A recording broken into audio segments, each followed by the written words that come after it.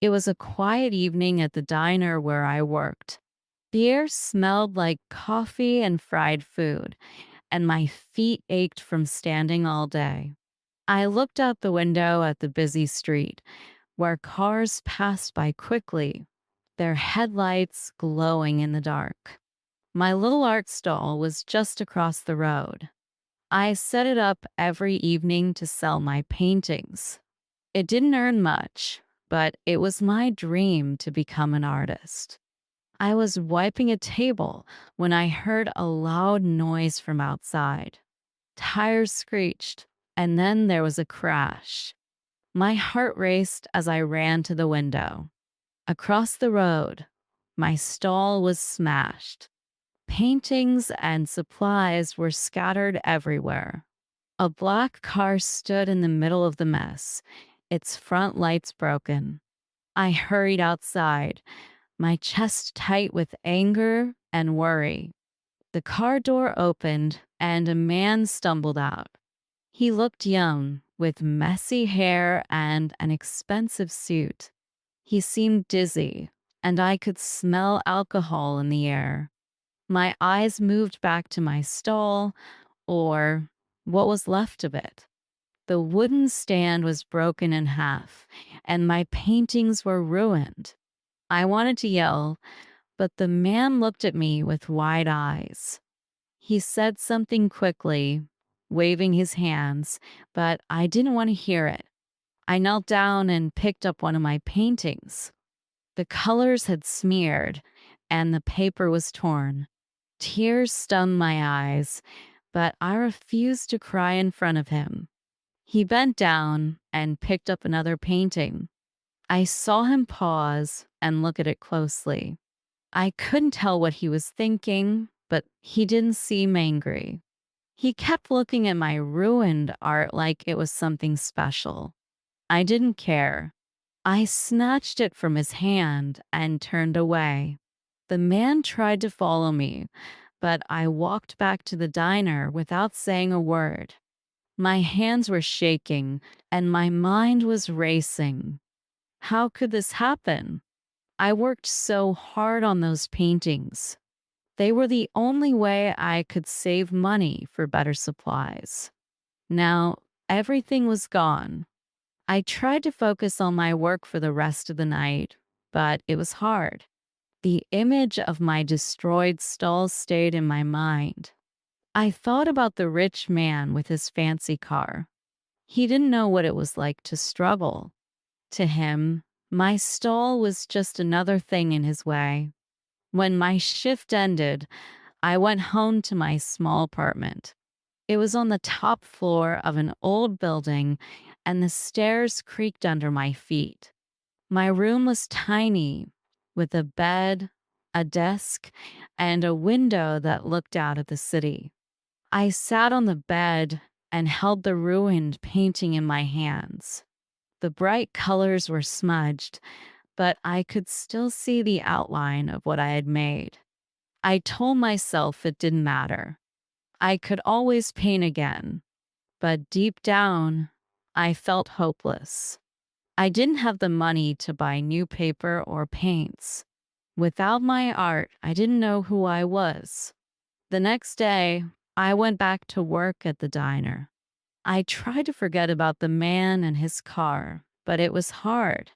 Every time the bell above the door rang, I felt a jolt of fear. I didn't want to see him again, but he came back. I was wiping the counter when I saw him walk in.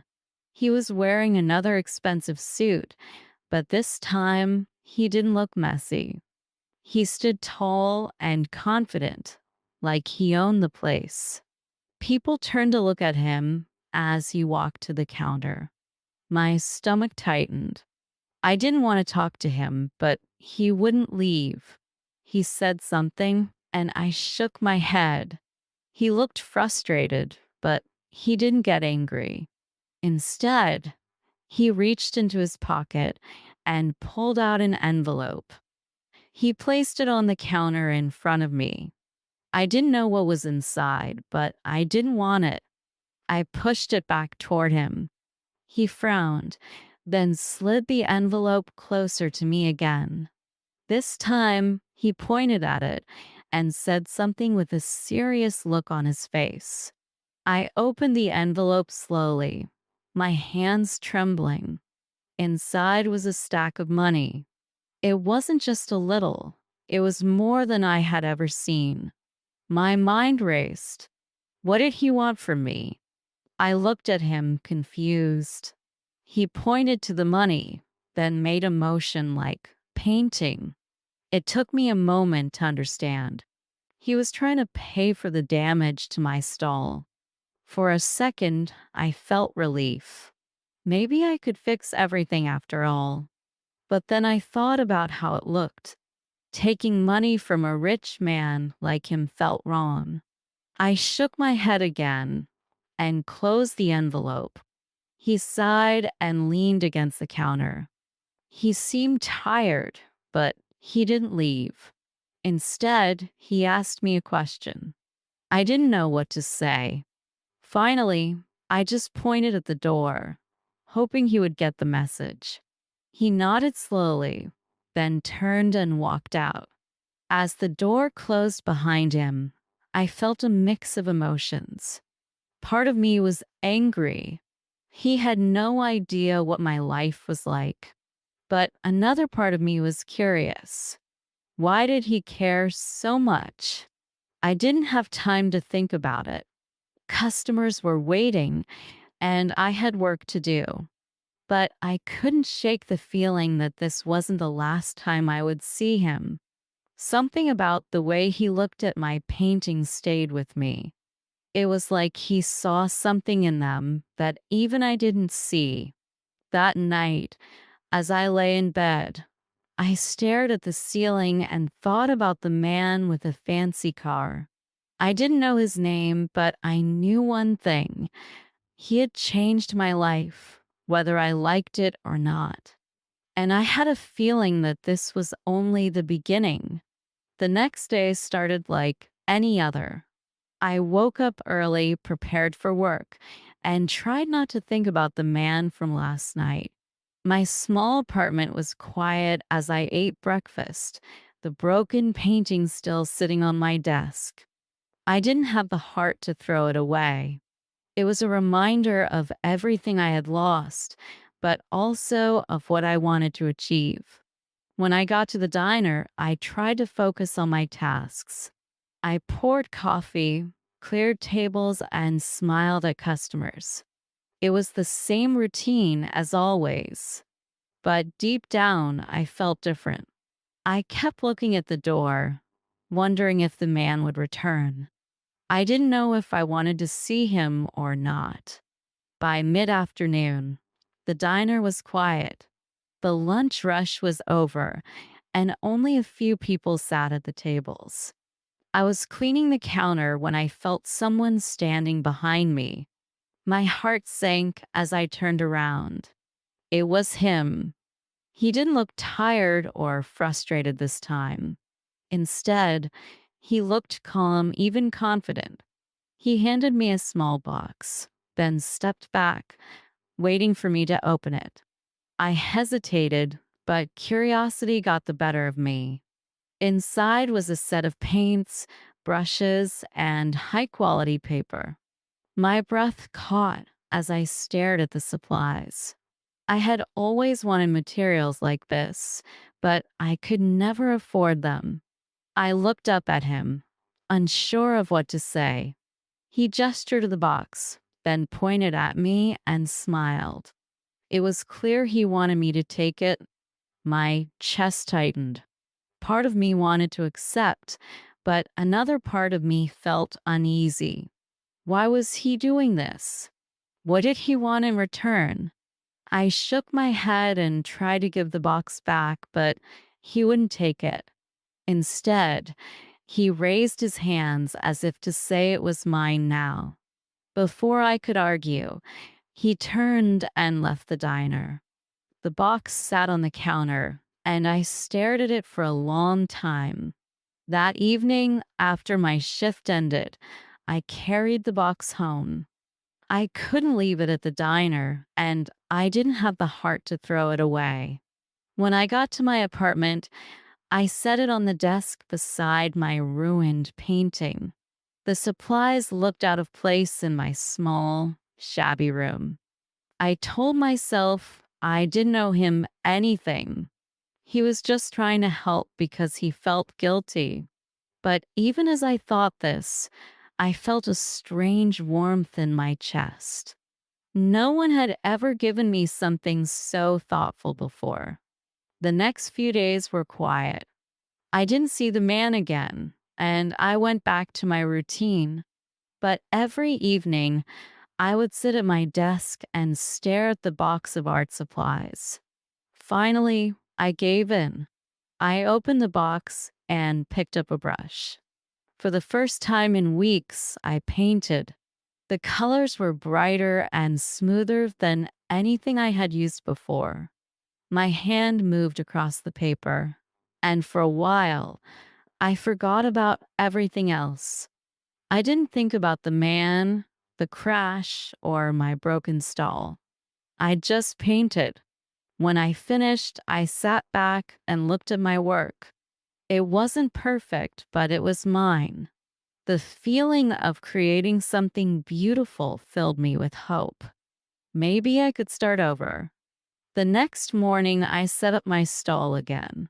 It wasn't as big or strong as before, but it would do. I used the new supplies to make more paintings, and soon people began to stop and look. Some even bought my work. It wasn't much, but it was enough to give me hope. A few weeks passed, and I started to feel like things were getting better. But then one afternoon, the man returned. He walked up to my stall, looking around at the paintings. I felt my chest tighten. I wasn't sure how to feel about him anymore. He didn't say much. Instead, he picked up one of my paintings and studied it. I could see something in his eyes, like he was impressed. Then he handed me money and took the painting with him. Before I could thank him, he was gone.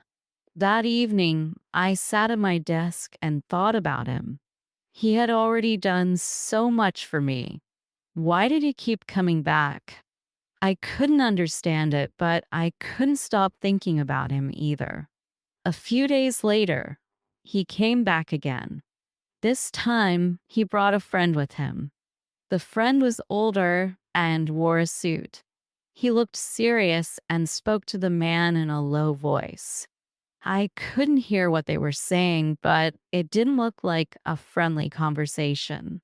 The older man glanced at me, his eyes cold. Then he said something to the man, turned, and walked away. The man stayed behind, looking at me with an apologetic expression. I wanted to ask him what was going on, but I didn't. After that, things started to change. People began whispering when they passed my stall. Some gave me strange looks, and others stopped coming by altogether. I didn't know what was happening, but I had a feeling it had something to do with the man and his friend. One evening, as I packed up my stall, a woman approached me. She was tall, elegant, and confident. She looked out of place on the busy street. She didn't smile as she spoke to me, her tone sharp. I didn't understand everything she said, but her message was clear. She didn't think I belonged in the man's life. As she walked away, I felt a sinking feeling in my chest. I didn't know who she was, but I knew she had power. And for the first time, I wondered if I had made a mistake by letting the man into my life. That night, I sat in my small apartment and stared at my paintings. I didn't know what to do. The man had helped me in so many ways, but now his world was starting to affect mine. I felt like I was caught between two worlds, and I didn't know which one I belonged to. I knew I had to make a choice, but I didn't know if I was strong enough to make it. And as I lay in bed, staring at the ceiling, I realized this was only the beginning of something much bigger. The whispers around me grew louder each day. People who once stopped to look at my paintings now avoided my stall. Some of them glanced at me with pity, while others looked at me with disdain. I didn't understand why this was happening. I hadn't done anything wrong. I tried to keep going. I told myself it didn't matter what people thought. I was here to sell my art, not to make friends. But deep down, it hurt. The joy I had felt when I started painting again was fading. I couldn't stop thinking about the man and the people around him, the serious older man, the cold woman. They didn't like me, and now it seemed like they didn't want me to succeed. One evening, as I was packing up my stall, two men approached me. They were dressed in sharp suits and looked out of place on the busy street. I froze as they stopped in front of me. One of them spoke in a calm but firm voice. He told me I should stop setting up my stall. I didn't understand why, but his tone made it clear he wasn't asking. I wanted to argue, to tell them I had every right to be here, but their presence was intimidating. They stood there, waiting for me to respond. My hands shook as I picked up my paintings and supplies. I didn't say a word. I just packed everything and left. That night, I sat in my apartment, feeling small and helpless. The city outside my window seemed bigger than ever. I thought about all the time and effort I had put into my art, and now it felt like it was slipping away. The next morning, I went back to the same spot. I told myself I wouldn't let anyone scare me away. But when I arrived, someone else had already set up a stall where mine used to be. It was a vendor selling jewelry, and she gave me a confused look when I stood there, staring. I moved to a different corner and set up my stall there. It wasn't as good a spot, but it was the best I could do. Still, fewer people stopped by. My paintings didn't sell as well, and I started to feel invisible. Days turned into weeks, and my situation didn't improve. I began to wonder if it was worth it. Maybe I should give up and focus on my job at the diner. At least that was steady, even if it wasn't what I loved. Then one afternoon, the man returned. He came to my new spot, looking out of place among the busy crowd. His eyes widened when he saw me sitting alone, surrounded by unsold paintings. He crouched beside me and looked at my work. I didn't know how to feel. Part of me was glad to see him. Another part of me wanted to push him away. His world was the reason I was struggling now. People had warned me to stay away from him, and maybe they were right. But he didn't seem to care about the whispers or the tension. He studied my paintings like they were treasures. Then he did something that surprised me. He bought every single one. I watched as he handed me the money. It was more than I had earned in weeks. My hands trembled as I accepted it. He smiled and carried the paintings away, leaving me speechless. That evening, I walked home with mixed emotions. I was grateful for the money, but I couldn't shake the feeling that it wasn't right. I wanted people to buy my art because they loved it, not because they felt sorry for me.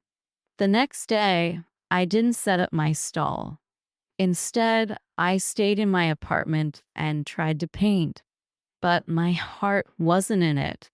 Every brushstroke felt heavy, like I was forcing myself to create something I didn't believe in. As I sat there, staring at the unfinished painting, I thought about the man. He had helped me so many times, but his world had brought me nothing but trouble. I wondered if I should stop seeing him altogether.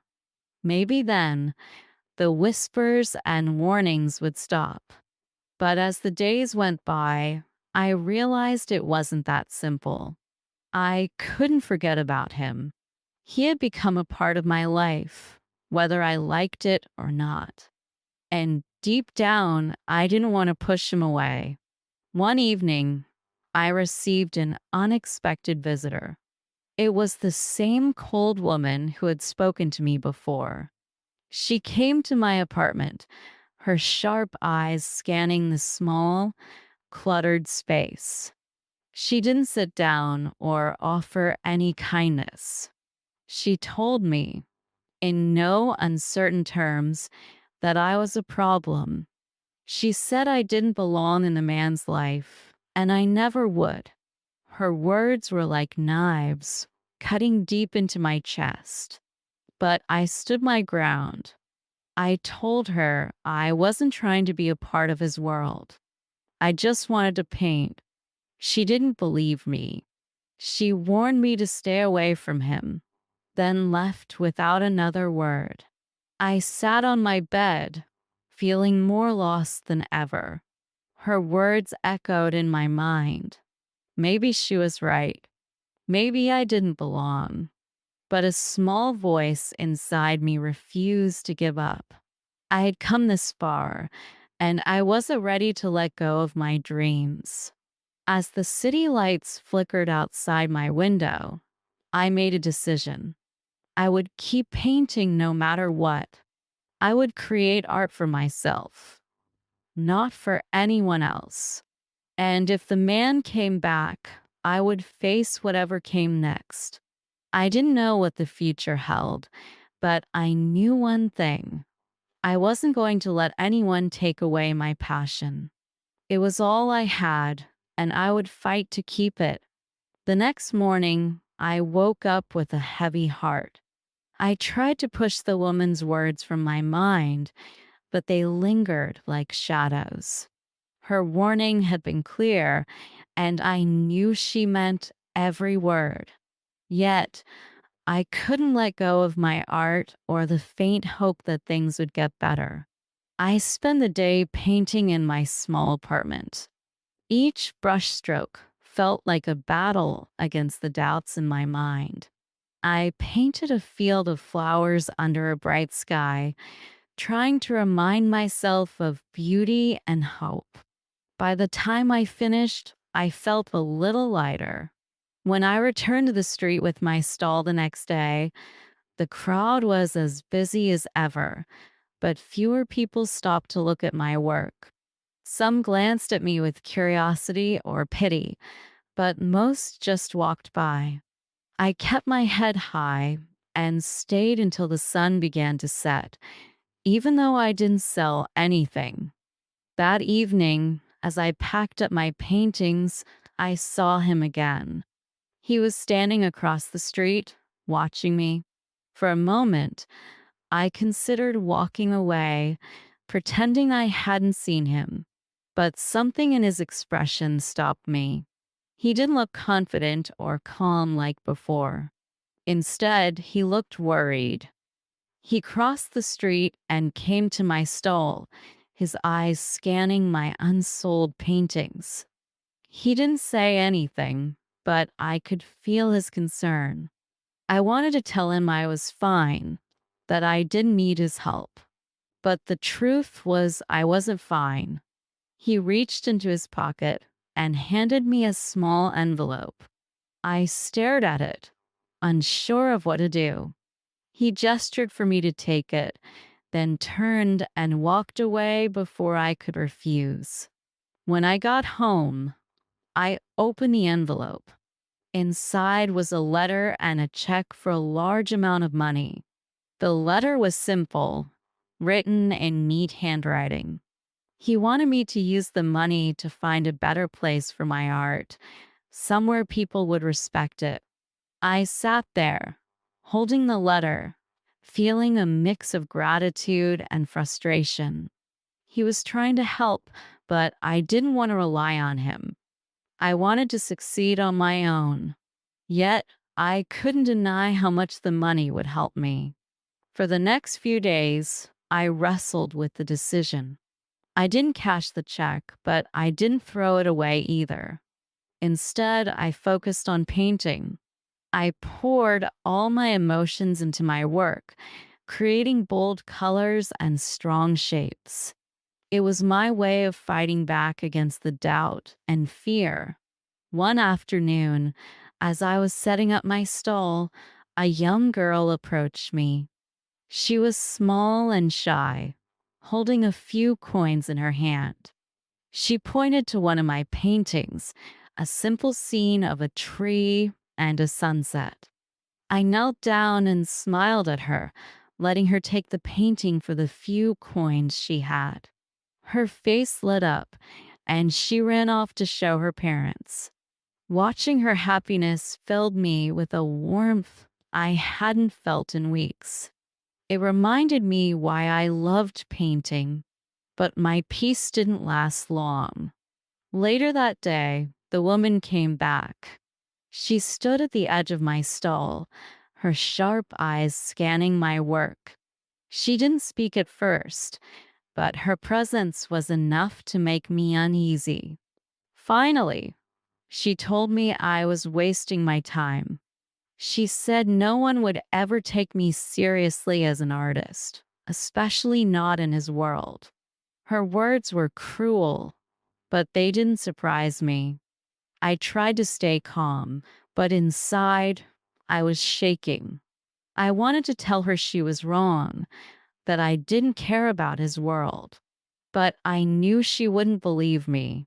After she left, I sat at my stall, feeling defeated. Her words echoed in my mind, and for the first time, I wondered if she was right. Maybe I was wasting my time. Maybe I didn't belong here. That evening, I went back to my apartment and stared at the envelope. I thought about what I could do with the money. I could rent a small space to display my art or buy more supplies to create larger works. But no matter how much I thought about it, I couldn't bring myself to cash the check. It felt like giving up, like admitting I couldn't do this on my own. Instead, I spent the next few days walking around the city, looking for inspiration. I visited parks, markets, and busy streets, sketching scenes that caught my eye. I wanted to remind myself of why I started painting in the first place. One afternoon, I stumbled upon a small art gallery tucked away in a quiet street. The windows were filled with colorful paintings, and a sign outside advertised a local artist showcase. I went inside and spoke to the owner, a kind woman who seemed genuinely interested in my work. She agreed to let me display a few pieces in the gallery for a small fee. It wasn't much, but it was a start. I spent the next week preparing my best paintings for the showcase. It felt good to have a goal again, something to work toward. The day of the showcase arrived, and I stood in the gallery, surrounded by other artists and their work. It was a small event, but it felt like a big step for me. People walked through the gallery, stopping to look at my paintings. Some of them smiled, and a few even asked about buying my work. For the first time in weeks, I felt like I belonged. As the evening went on, I saw him enter the gallery. He looked around, his eyes lighting up when he saw my paintings on the wall. He came over and stood beside me, his expression proud. I didn't know what to say. Part of me was still unsure about him and his intentions. But in that moment, I felt a sense of gratitude. The showcase ended, and I sold 2 paintings. It wasn't much, but it was enough to give me hope. As I packed up my things, I realized that no matter what happened, I would keep going. The whispers and warnings didn't matter anymore. This was my dream, and I wasn't going to let anyone take it away. I didn't know what the future held, but I knew I was ready to face it. The days after the art showcase felt like a new beginning. I had sold two paintings, and for the first time, I had enough money to buy more supplies and keep creating. The small gallery had given me hope, and I started working harder than ever. I stayed up late at night, painting in my small apartment. Each piece felt like a step forward, a way to prove to myself and everyone else that I could make this work. I painted cityscapes, nature scenes, and moments from my own life. Every brushstroke felt like a part of me going into the canvas. But even as I worked, I couldn't stop thinking about him. He had been there at the gallery, standing by my side as if he believed in me. I didn't know why he cared so much, but it was hard not to feel grateful. At the same time, his presence made things more complicated.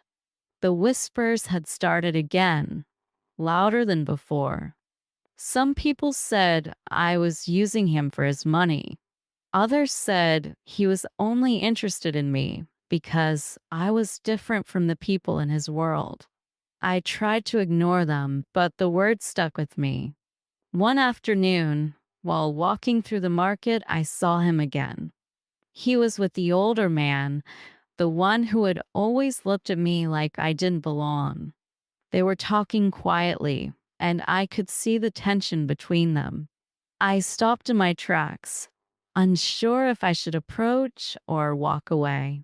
Before I could decide, the older man noticed me. His expression turned cold, and he said something to him. I didn't hear the words, but I could see the anger in his eyes. The man tried to calm him down, but it didn't work. The older man walked away, leaving him standing there, looking defeated. I hesitated for a moment, then walked over to him. He looked at me with a small, tired smile. I wanted to ask him what had happened, but I didn't. Instead, we stood there in silence, the market bustling around us. As we stood there, I realized how different our lives were. He came from a world of power and privilege where people like me didn't belong. I had tried to keep my distance, but somehow he had become a part of my life. Over the next few weeks, things started to change. I noticed fewer people stopping at my stall. The whispers grew louder, and some vendors started avoiding me. I didn't understand why until one of them told me the truth. The older man had been speaking to people in the market, warning them about me. He had told them I was trouble, that I didn't belong there. His words carried weight, and people listened.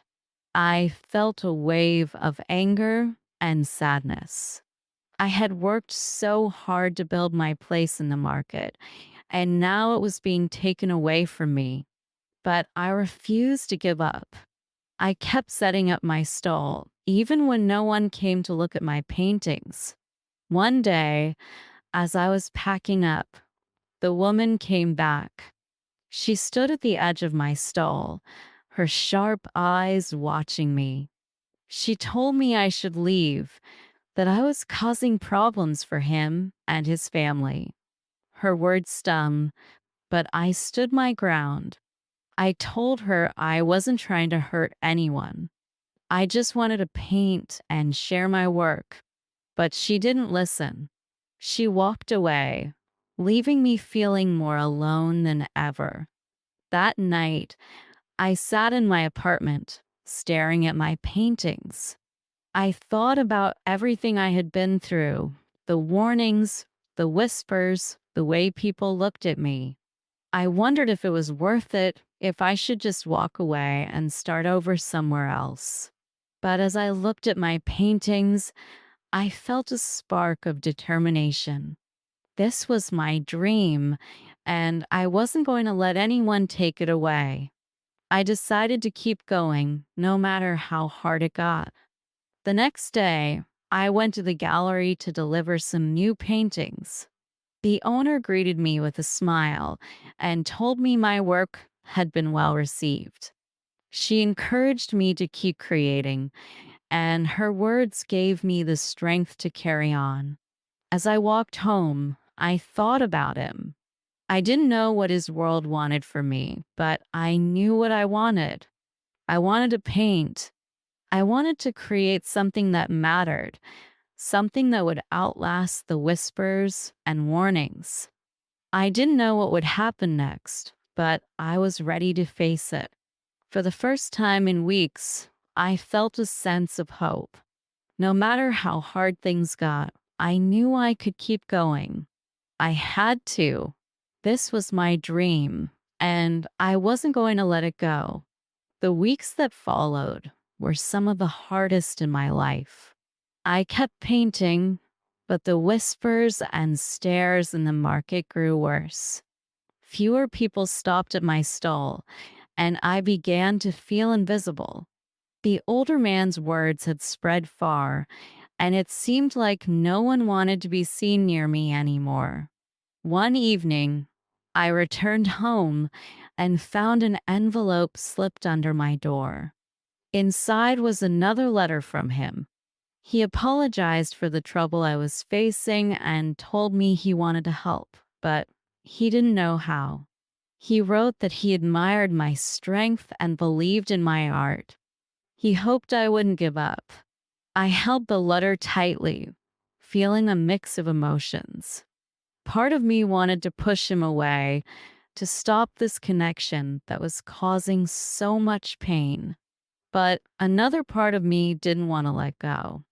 His belief in me meant something, even if I didn't fully understand why. The next morning, I woke up with a new sense of determination. I packed my paintings and went to the market, even though I knew the day would be long and quiet. I couldn't stop. This was my dream, and I had to keep fighting for it. As I stood at my stall, I noticed a small group of people gathered nearby. They weren't looking at my work, but at a notice pinned to the wall. Curious, I walked over to see what it was. The notice announced a citywide art competition. The winner would get a large cash prize and a chance to exhibit their work in a major gallery. My heart raced as I read the details. This was my chance to prove myself, not just to others, but to myself. The deadline was in 2 weeks, and I would need to submit my best piece. I decided then and there that I would enter. For the next 2 weeks, I worked harder than ever. I barely slept, pouring all my energy into a single painting. I wanted it to tell my story, a story of struggle, hope, and resilience. I painted a girl standing in a field of wildflowers, her face turned toward the sun, surrounded by storms but still unbroken. When the painting was finished, I felt a deep sense of pride. It was the best work I had ever done. I took it to the competition office and submitted it, feeling both nervous and excited. All I could do now was wait. The day of the competition arrived, and I went to the exhibition hall where all the entries were displayed. The room was filled with beautiful art, each piece telling its own story. I felt small among so much talent, but I reminded myself why I was there. As I walked through the hall, I found my painting displayed on a large wall. People stopped to look at it, some nodding in approval, others whispering to each other. I felt a mix of pride and fear. This was the first time so many people had seen my work, and I didn't know how they would respond. The judges announced the winners at the end of the day. I stood in the crowd, my heart pounding as they called out the names. When they reached the first place winner, I held my breath. Then they said my name. I couldn't believe it. For a moment, I stood frozen, unsure if I had heard correctly. But then I saw people clapping and looking at me, and I realized it was real. I had won. Tears filled my eyes as I walked to the stage to accept the award. The judges praised my painting, saying it was full of emotion and strength. I felt a deep sense of validation, as if all my struggles had been worth it.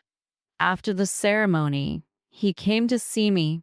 He looked proud and happy, and for the first time, I felt like I could let go of my doubts.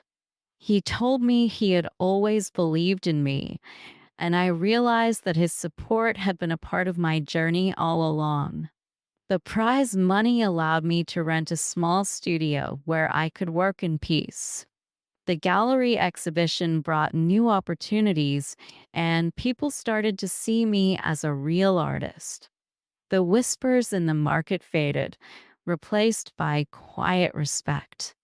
But more than anything, I had found my strength. I had faced rejection, doubt, and fear, but I hadn't given up. I had fought for my dream, and I had won. Looking back, I knew the journey wasn't just about my art. It was about believing in myself and standing tall, even when the world tried to push me down. And no matter what challenges lay ahead, I knew I was ready to face them. This was just the beginning.